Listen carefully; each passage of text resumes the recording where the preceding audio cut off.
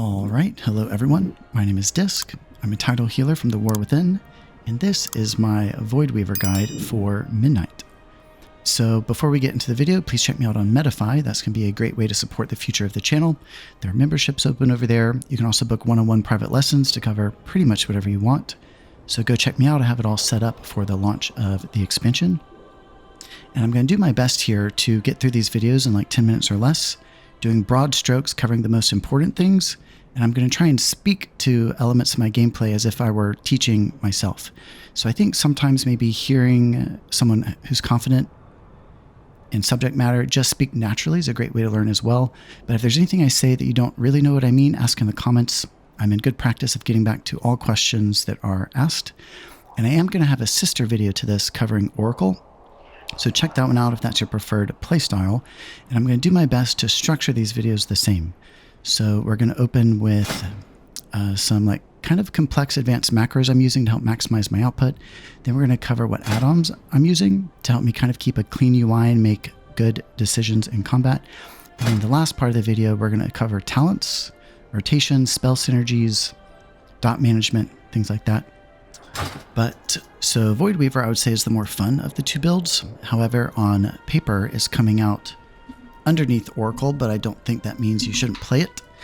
If you have a Disc Priest, I encourage you to experiment with it. This is a playstyle that is heavily driven by atonement, which means we have to be comfortable with attacking enemies. It's kind of counterintuitive, but it's a really fun gameplay when you master it.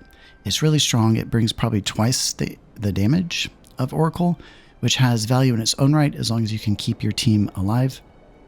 But the biggest downside to Voidweaver is we do not synergize as well with our Apex talents, and that is not something we can get around.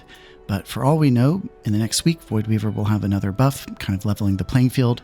We've already had 2 major buffs, making it quite viable, even up into like 17s and 18s. So depending on your range of gameplay, depending on your experience level, depending on your adventure level, I encourage you to experiment with Voidweaver. I think in learning Voidweaver, you probably will become a better WoW player. So yeah, anyway, let's go ahead and clip over to some macros. All right, so for this section, I'm pretty proud of this solution, and it does a lot for helping me maximize my gameplay. But when we're thinking about maximizing Radiance, there's really not too much to it. Every time we cast that spell, we want everyone in the party atoned. We don't want anyone missed. And the reason I wanted to highlight this here is because I see a lot of other Disc Priests casting Radiance and Evangelism only at player. And I would say that's the second best option compared to casting it at tank, which is going to be your best option. And, you know, Radiance is one of the spells we cast it frequently. It is a spell you can direct on anyone. And being that it's such a frequent spell, I don't want the labor of having to mouse over someone every time I cast Radiance. I would much rather it just be a button I press in my rotation and trust that it hits the entire party. So here's a graph on the screen. This is kind of how I see it. I wanted to, you know, display it as an image.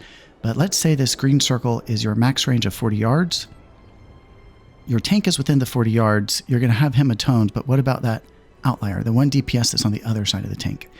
Your atonements are going to miss that person. So casting it at player is not going to be the best option compared to this, where if you cast Radiance at tank, essentially what you're doing is you're turning a 40-yard range heal, you're doubling it to an 80-yard range heal, and you're more likely to hit everyone in the party.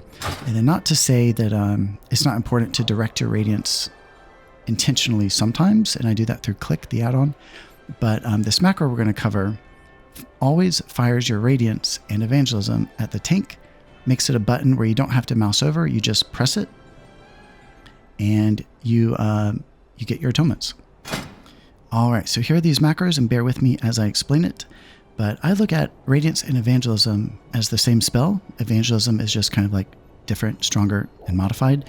So all I do is I pleased with the same keybind and just add a modifier to turn it into Evangelism. And that's what this is going to do. So we're managing both the spells with the same keybind. We're just changing the modifier to determine which spell we're playing. We're taking the mousing over of Radiance out of the gameplay. We're turning this simply into a button that we press, and it will reliably atone the group by casting off of the tank. And so the way you go about this is you make two macros. The first macro is blank. We call it tankhealing. This is going to be the macro that holds the keybind for the spellcast. And then we have the second macro, and this is our run command. I press it once at the start of every dungeon. All you have to do is click. I have mine set to mouseover. You could also set it to targeting, but it will custom build your spellcasting macro for Evangelism and Radiance to fire at the tank's custom name, no matter if it has like special characters or Chinese characters. And it takes all of the work out of this spell and makes it very reliable to atone your full party. All right, so now let's see if we can do some lightning round of these and speed this video up.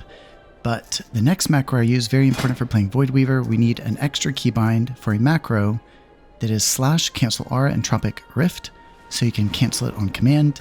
Then focus targeting is also very good for Discipline, probably a little more valuable for Voidweaver. So I automatically set my focus every time I cast Mind Blast. I actually have a separate keybind to pick my focus, like let's say combat hasn't started yet, I can preset my focus with its own keybind. And then I also have a keybind that will return my target to my focus. And so one reason this is more important for Voidweaver is we have Void Blast. So we want to set our focus on the kill target, and I have a separate macro to funnel all of my smites or my Void Blasts into my focus. And this is definitely more important for Voidweaver. We want to bounce around targets for penance and death, and then trust kind of as a rudder that our Void Blasts will funnel into our kill target. And then I also have a separate keybind to cast shields at player. I would say at least half the time, all I want to do is drop a Wheel and Woe or like drop a Void Shield. So having a separate keybind to cast shields at player, very important. And then also, this is the way I played forever. It's not the most maximized way, but I have a macro whenever I cast PI, it also triggers my combat potion. And the reason this isn't fully maximized is we're looking at a 2-minute PI to a 5-minute potion to a 10-minute lust. So there is going to be a little bit of loss. Basically, you're not going to have potion on your second lust unless you played a little differently. But I think this is a-okay, especially if you're starting out. And then the last honorable mention for macros is I have a macro that play both of my personal defensives together, Fade and Desperate Prayer. A lot of times you do want to go ahead and queue both. And then once you queue both, the cooldowns will be staggered. And then at that point, you can just manage both your defensives with one keybind. But then I also have a separate keybind for Fade on its own. All right, so now let's talk about some add-ons I use to help keep a clean UI. And although it's not an add-on, I wanted to start this section with the CVAR to turn off floating combat text. I really don't think it does much to help you. It's just a lot of noise on the screen. I would say experiment with turning it off. So the first add-on I wanted to mention is I use dominoes, and I think you can get away with just using native, but this is going to be how you set up your action bar combat HUD for your spells. So WoW did introduce the combat cooldown manager, but I don't see any reason to use that. I think it's kind of going around the corner to cross the street. You don't need something to stand in place of your spells, just use your spells. It's going to reduce redundancies on the screen. Bringing in your action bars for your spells actually brings in functionality that the cooldown manager doesn't. But I think this is a great layout for your spells. This is one I've used for years. There's a lot of intention to where things are placed. The intention here is we're trying to lay out our spells in a way that helps us play them better. And then kind of in tandem with this, I would encourage you to try the add-on Edit Mode Expanded. What it's going to do is allow you to move your totem frame on top of your torment spells. So very importantly, even if you tweak this to your own liking, I would say have Penance and Death next to each other. These are our torment spells. And then we have our totem frame right on top of our torment spells on purpose. And this is going to help us maximize our torments. All right, so back to some lightning round here. I use the add-on Leatrix Plus. This takes away the error text, the red error text that overlaps your nameplates. That's really not an area of the screen you want in competition. Then I use the add-on Click, C-L-I-Q-U-E. This is how I cast all of my defensive spells. I encourage you to try it. It's going to help you keep enemies targeted. We are a Disc Priest, we have to attack our enemies. Then I'm using Grid 2 for my party frames and Platinator for my enemy nameplates. These are codes I'm going to share through Medify. Grid 2 is the best on the market. I've used the competitors, and same with Platinator. I've used the competitors. Platinator is great because we can color code our enemies based on their strength. We can also color code them when they sync into execute range. We are an execute class, and we're going to have our important casts stand out in a contrasting color. This is how we're going to attempt to maximize our Psychic Scream and our Fear. And then keeping up with this lightning round, I use Voodoo Cast Bar. This is the one add-on I use that brings in form over function. What it does is colors our cast bar based on the spell school. I kind of just like it. And this is going to be more of a placeholder here, but we want to use the add-on Bigwigs. It's not fully up to snuff yet, but we're going to want to use this for one important reason on boss timers. Generally, we want to turn off a lot of the boss timers, and this is going to help us time our spells. Tracking less timers is going to be better. All right, so here we go with our talents and some notes on spell usage and spell synergy and rotation. But I wanted to open this section talking about our mini game of dot spread. Very important for us as a Disc Priest. We are a dot class, something you always have to kind of think of in the back of your mind, and we can let penance do most of our work. So if you imagine any given trash pull, I might spend 1 or 2 globals casting natural dots. The most important thing we can do, though, is hurry up and get into our rift. So we don't want to spend too many globals dotting. We can let our penance do the work. Really, all we have to make sure we do is never cast a penance on an enemy that doesn't have a dot. And then kind of just general notes on penance. The higher the key you get into, the more scenarios where you're going to want to use a defensive penance. But for Voidweaver, it is much more important for us to use offensive penance because our penance triggers torments, and that is something we're going to talk about. So very situational defensive penance, but the more you can offensive penance, that's going to be for our torments and our dot spread. So now let's skip over to some notes on hero talents and some general housekeeping on how these talents work. So we spawn a rift anytime we cast a Mind Blast. It is passive. But important to note with this, the rift will follow whichever mob you cast the Mind Blast on. What I'm getting at here is you don't want to cast Mind Blast on an enemy that has mechanics that jump them out of the group. You want your rift to stay centralized in the group of mobs, and similar to that are our torments. This is a 5-target cleave attack based off of your penance, Mind Blast, and death. You don't want to cast your torment spells on mobs that are solo standing outside of the group. You always want to funnel these into groups of mobs for that 5-target cleave. And so back to our hero talents and our Entropic Rift. This is a very situational type of heal. It's very strong, but it demands that you are in good timing of playing the spell. You have to use this to counter damaging events. If it's trash, I think higher uptime the better. If it's bosses, you have to use this to counter attacks in good time. So it's all about our Rift and our Void Blast. So we really have to lean into this. This is the backbone of our build. We really have to kind of bridge that gap and trust our atonements and trust that our Void Blast is going to do our healing. Obviously, there are some scenarios where you might drop a Void Blast and weave in a spot heal of some kind, but really lean into those Void Blasts. That's going to utilize the spec the best.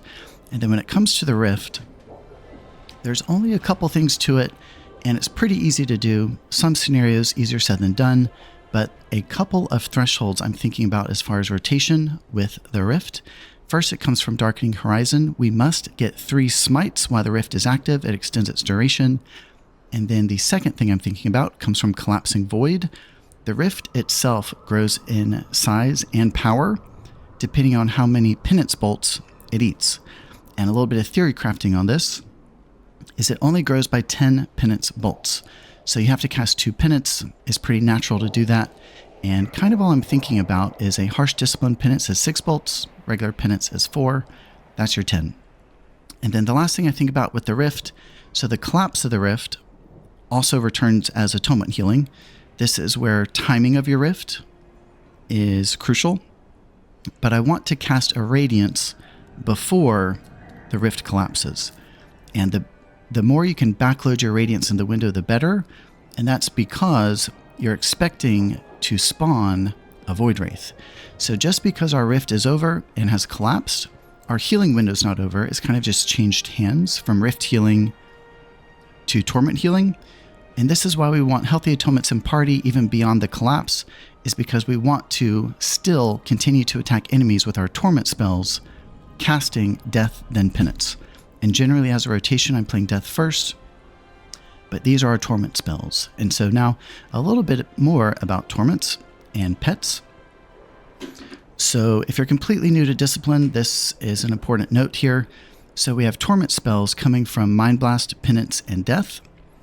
all you have to do is have a pet active first, and then these 3 spells trigger a 5-target cleave around the enemy you are attacking. So Penance and Death are the easy spells to get torments from. Mind Blast is a little bit of the more difficult spell, the more like rare spell to get torments off of, but it's possible. This is where you can get a lot of squeeze out of the spec, is when you can start finding ways to torment off of the Mind Blast as well. So there's another way where we can spawn a free pet, and it's casting Evangelism. We get a Mindbender, and this is a long duration pet where the other pet spawns are short. But this is an area where we can open the door for a torment off of Mind Blast. So as a rotation, Evangelism, Mind Blast, Penance, Death, and we dip into all 3 of our torment spells that way. And then the last way we can spawn a pet is anytime we successfully catch and execute, we spawn a Shadow Fiend, a short duration 5-second Shadow Fiend. And this is also an area where we can open the door for torments off the Mind Blast.